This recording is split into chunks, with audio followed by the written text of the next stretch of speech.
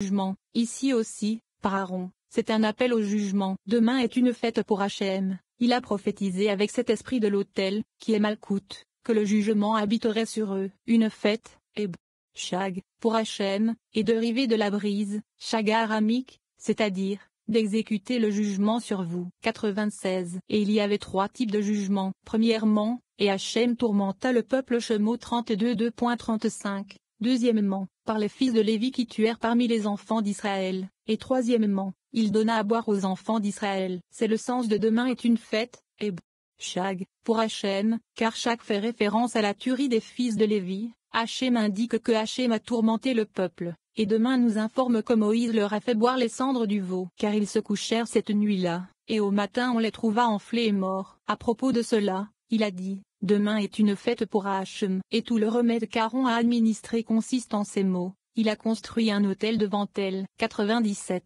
Il est écrit, il vit le veau et la danse Ibidem 19. Mais l'autel n'est pas mentionné car Aaron connaissait le verset, celui qui sacrifie à un Elohim quelconque, sauf à Hachem seul, sera entièrement détruit. Shemot 22h19.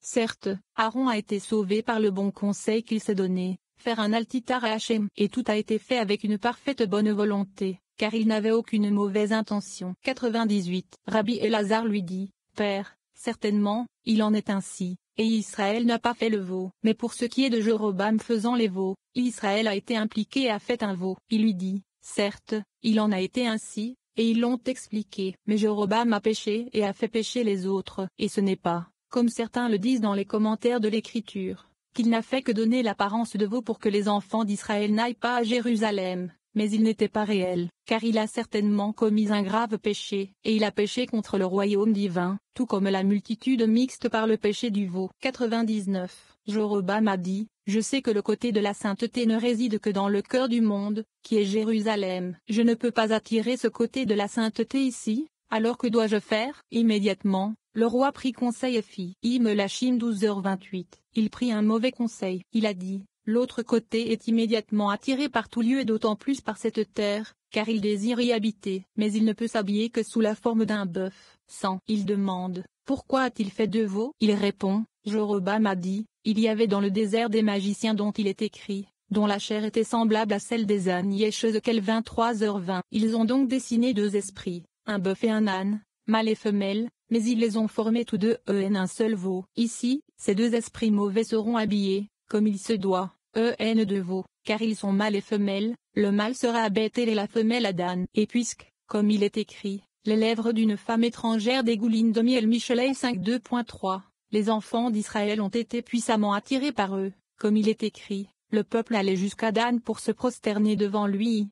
Melachim 12h30. Il y eut donc 2 veaux, et Jéroboam les a dessinés en terre sainte. Et le péché fut sur lui et sur les enfants d'Israël, et il a retenu les bénédictions du monde. De lui, il est écrit, celui qui vole son père ou sa mère. Michelet 28.2.24, parce qu'il a blêmi le mâle et la femme, qui sont ses pères et société anonyme mère. 101. Il s'agissait donc de veaux, car le premier vêtement que l'autre côté revêt est le bœuf, comme nous l'avons dit précédemment. Et vous pouvez vous demander pourquoi il s'agit d'un veau et non d'un bœuf? Il est certain que c'est ainsi qu'il doit en être de toute façon, car on revêt d'abord quelque chose de petit, mais un veau, comme nous l'avons expliqué.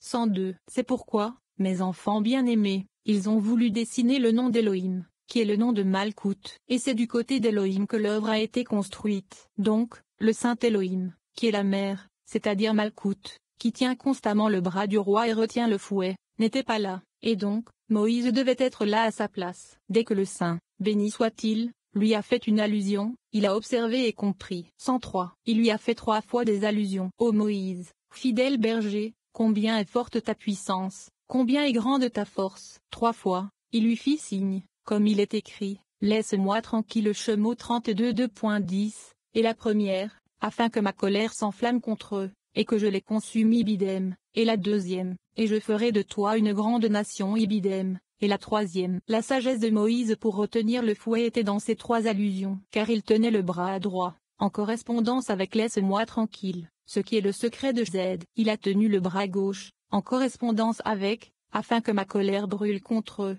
et que je les consume, ce qui est Gura. Il a embrassé le corps du roi, qui est Tiferet, correspondant à, et je ferai de toi une grande nation. Et lorsqu'il eut embrassé le corps et les deux bras de chaque côté, c'est-à-dire avec les trois séphirotes, Z, Gura, et Tiferet, il ne fut pas en mesure de se déplacer et d'exercer le jugement dans n'importe quelle direction du monde. Telle fut la sagesse de Moïse, qui, à partir des allusions du roi, reconnut en chacun d'eux où il prévaudrait, et il agit avec sagesse.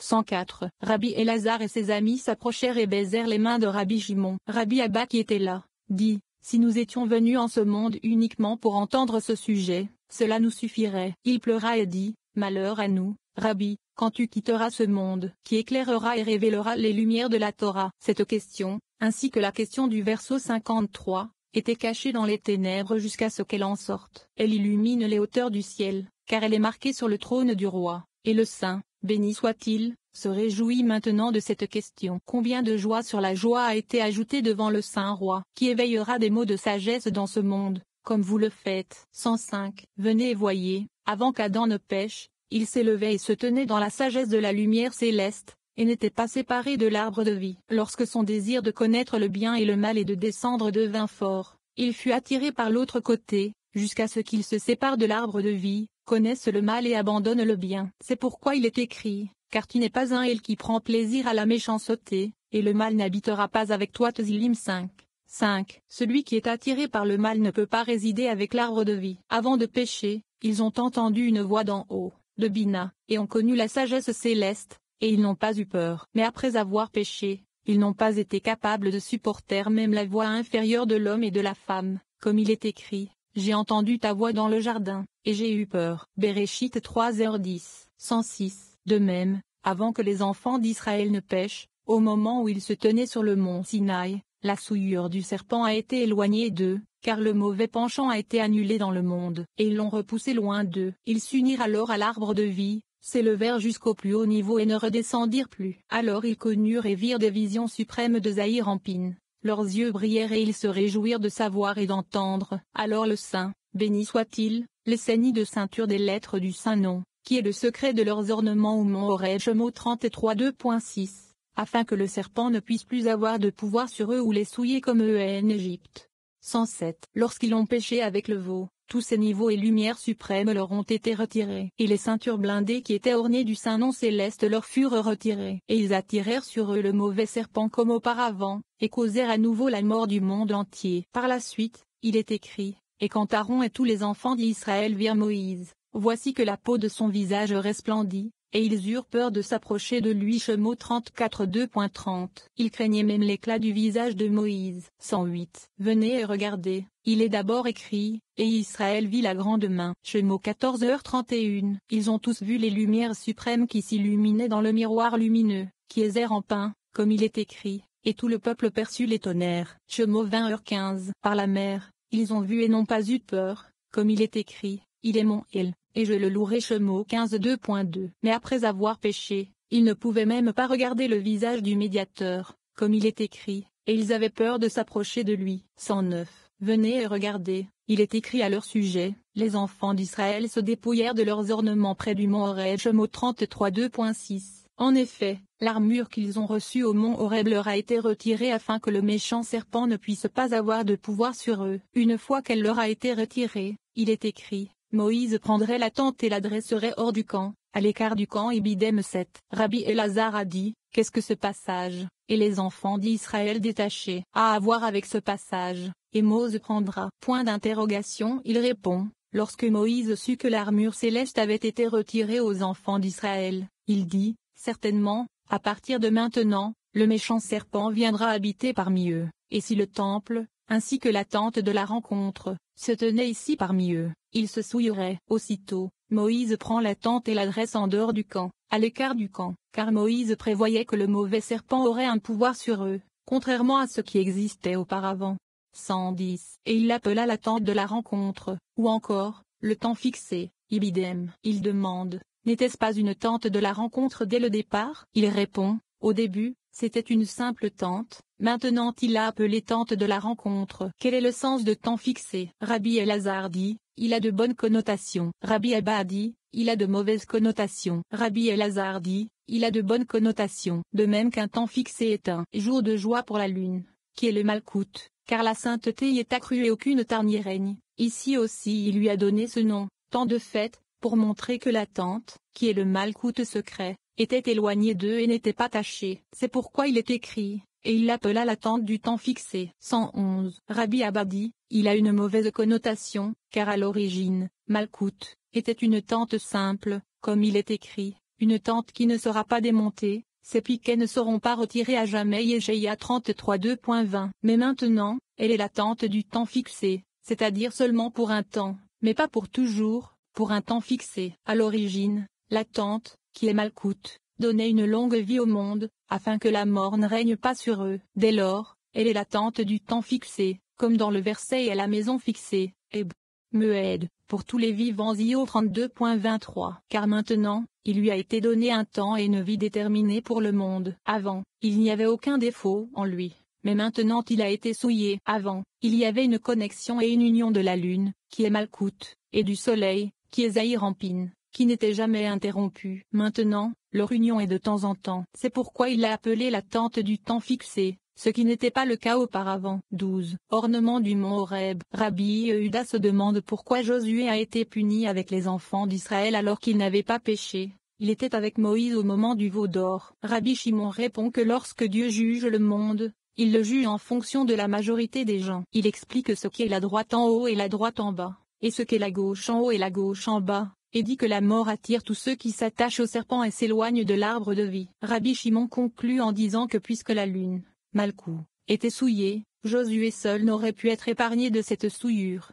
112. Rabbi Shimon était assis une nuit à étudier la Torah. Rabbi Yehuda, Rabbi Tchak et Rabbi Ozi étaient assis en face de lui. Rabbi Yehuda dit, il est écrit, et les enfants d'Israël se dépouillèrent de leurs ornements près du mont Horeb. Shemot 33 2.6. Et nous avons dit qu'à partir de ce moment-là, ils s'infligèrent la mort et que le mauvais serpent régnait sur eux, après qu'il l'ait écarté d'avant. Il demande, Israël l'a mérité, mais qu'en est-il de Josué, qui n'a pas péché avec le veau? Il demande, l'armure céleste, c'est-à-dire la parure, qu'il avait reçue avec les autres au mont Sinaï, lui a-t-elle été retirée ou non?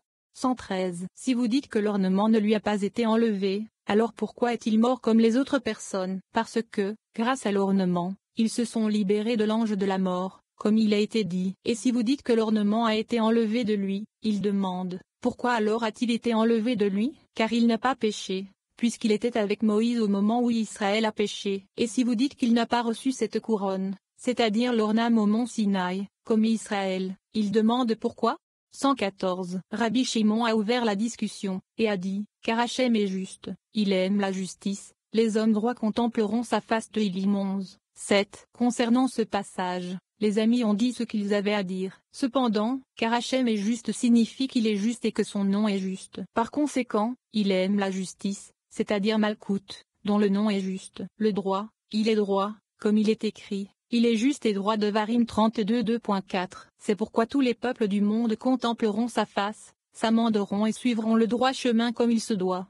115. Venez et voyez, lorsque le Saint, béni soit-il, juge le monde, il le juge selon la majorité des gens. Voici ce qui s'est passé, lorsqu'Adam a péché avec l'arbre dont il a mangé, il a fait que cet arbre, qui est le malte, devienne la demeure de la mort pour le monde entier, et il a causé une tare qui sépare une femme de son mari, à savoir la séparation du malte d'avec Zahir Ampin. Et ce péché est resté dans la lune, qui est malkout, jusqu'à ce que les enfants d'Israël se tiennent sur le mont Sinaï. Lorsque les enfants d'Israël se sont tenus sur le mont Sinaï, cette tare de la lune a été enlevée, ce qui signifie la tare de la séparation et de la mort par l'arbre de la connaissance du bien et du mal, et elle a brillé constamment, sans interruption. Mais lorsque les enfants d'Israël ont péché avec le veau, la lune est redevenue ternie comme avant. Le méchant serpent la dominait, la retenait et la tirait à lui, et elle se ternissait. 116. Lorsque Moïse apprit que les enfants d'Israël avaient péché et que les ornements sacrés leur avaient été retirés, il sut avec certitude que le serpent était attaché à la lune pour l'attirer à lui. Et elle devint défectueuse, car lorsque le serpent veut se nourrir de la lune, la lumière s'en échappe, de sorte qu'il n'a rien pour le soutenir. Puis il l'emporta hors du camp. Et puisqu'elle était tachée, même si Josué a conservé la couronne de sa parure, puisqu'une tare l'habitait, malkout, et qu'elle avait de nouveau la tare qu'elle avait par le péché d'Adam, aucun homme ne peut survivre, sauf Moïse, qui a régné sur malkout, car il était dans le secret de l'époux de la reine, et sa mort est venue d'une autre direction, à savoir selon la parole d'Hachem Devarim 34 2.5. Par conséquent, Malkout n'avait pas la permission de garder